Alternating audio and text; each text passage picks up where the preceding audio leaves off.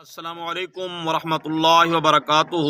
جی محترم سامعین و ناظرین، ایک بھائی نے یہ سوال پوچھا ہے کہ قربانی کے جانور کو تبدیل کرنا جائز ہے یا نہیں ہے۔ مثلا ایک آدمی نے قربانی کا جانور خرید لیا، اس کی نیت کر لی کہ یہ قربانی کروں گا، پھر اس کے بعد جو ہے وہ اس کو تبدیل کرنا چاہتا ہے، تو شرعی طور پر تبدیل کر سکتا ہے یا نہیں کر سکتا؟ تو جی جواب یہ ہے کہ دیکھنا یہ ہے کہ جو قربانی کرنے والا ہے اس کے ذمہ قربانی واجب ہے یا نہیں ہے۔ اگر اس کے ذمہ قربانی واجب ہے تو اس کے لیے مناسب تو نہیں ہے کہ جو جانور ایک بار قربانی کے لیے خرید لیا ہے تو اسی کو قربان کرے، اس کو تبدیل نہ کرے۔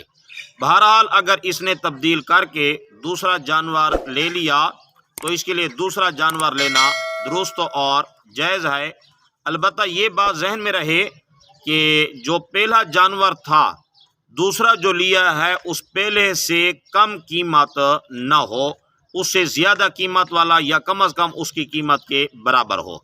بہرحال اگر اس سے کم قیمت جانور لیا ہے تو پہلے جانور کی قیمت سے جو بچا ہے، مثلا اس کو بیچا لاکھ کا بکا ہے اور دوسرا جو ہے 90,000 کا ملا ہے، تو اب 10,000 جو ہے اس کا صدقہ کرنا بھی لازمی ہے۔